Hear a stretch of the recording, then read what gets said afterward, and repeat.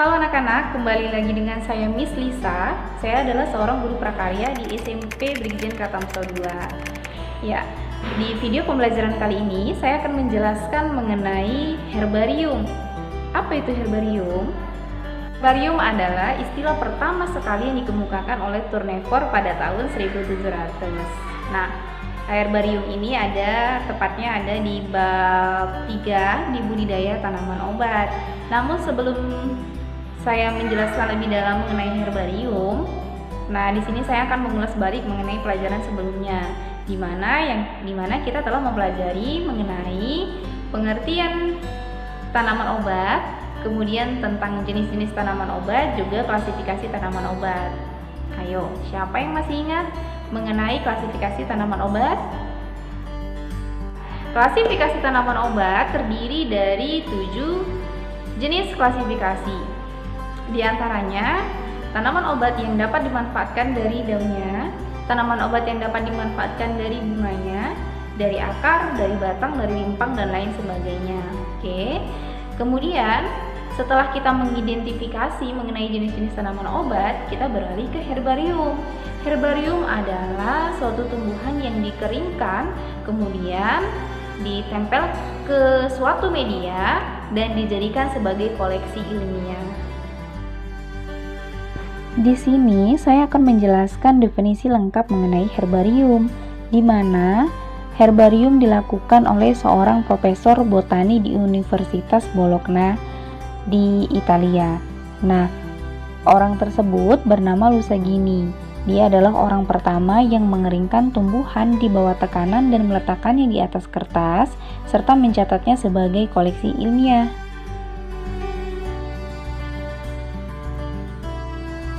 Jadi herbarium itu adalah suatu koleksi spesimen tumbuhan yang diawetkan dan digunakan untuk penelitian ilmiah. Nah, setelah kita mengetahui tentang pengertian herbarium, lalu apa sih manfaat herbarium? Nah, anak-anak, jadi herbarium itu dapat dimanfaatkan sebagai bahan rujukan untuk mentaklifkan takson tumbuhan. Herbarium juga dapat digunakan sebagai bahan penelitian untuk para ahli bunga ataupun ahli taksonomi. Selain itu, herbarium juga dipakai untuk mendukung studi ilmiah lainnya seperti survei ekologi, studi fitokimia, perhitungan kromosom, melakukan analisa perbandingan biologi, dan berperan mengungkapkan kajian ekologi. Lalu seperti apa sih tahapan pembuatan herbarium? Dalam pembuatan herbarium terdapat 3 tahapan. Yang pertama adalah tahapan pengumpulan, yang kedua adalah tahapan pengeringan, dan yang ketiga adalah tahapan pembuatan. Di tahapan pembuatan ini, kita sudah mulai menempel dan menuliskan informasi penting mengenai jenis tanaman obat yang kita pilih sebagai objek.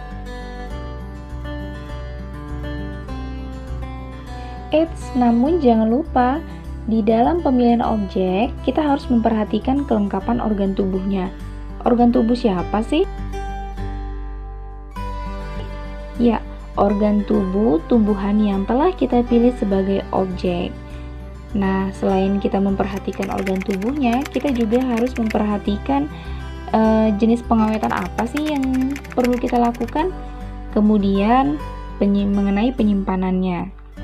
Nah, jadi di dalam pembuatan herbarium itu terdapat 2 jenis pengawetan, yaitu yang pertama adalah pengawetan basah, yang kedua adalah pengawetan kering. Organ tumbuhan yang berdaging seperti buah biasanya dilakukan dengan pengawetan basah, sedangkan untuk daun, batang, dan akar umumnya diawetkan dengan pengawetan kering. Pengawetan secara basah biasanya dilakukan dengan cara memasukkan jenis tumbuhan ke dalam larutan formalin. Sedangkan pengawetan secara kering biasanya dilakukan dengan menjemur tumbuhan di bawah sinar matahari.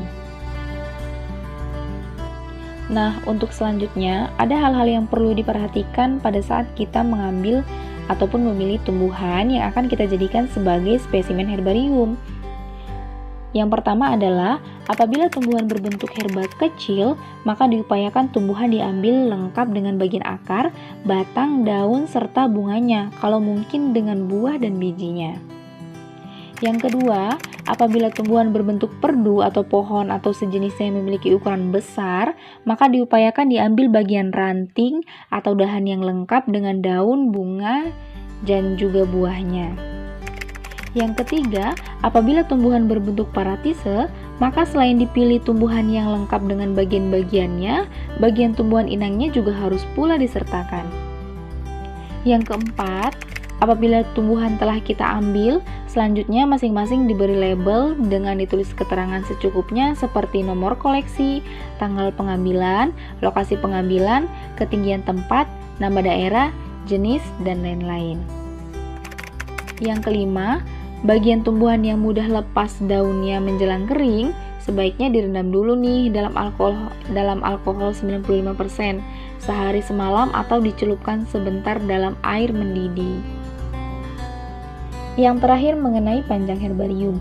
Umumnya panjang herbarium itu kurang lebih 30 cm, jadi tidak terlalu besar, juga tidak terlalu kecil. Biasanya pembuatan herbarium diletakkan di atas media kertas. Namun kali ini kita bisa mengkreasikan pembuatan herbarium di atas media datar lainnya loh. Misalnya seperti kardus, styrofoam, papan, dan lain-lain. Nah, berikut adalah contoh sederhana dari pembuatan herbarium.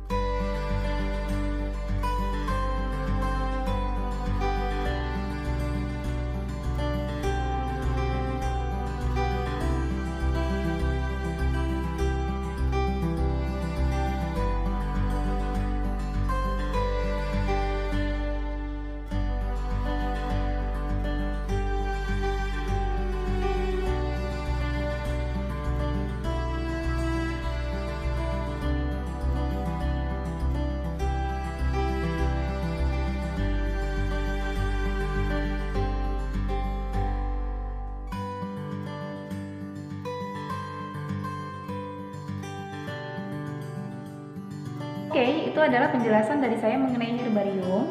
Jadi, untuk anak-anak semua bisa mempraktekannya di rumah sebagai koleksi ilmiah, juga sebagai tugas prakarya pada bab ini dari saya.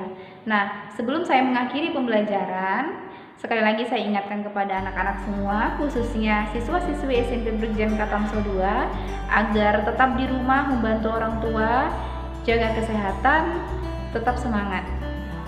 Saya akhiri. Assalamualaikum, sampai jumpa. Terima kasih.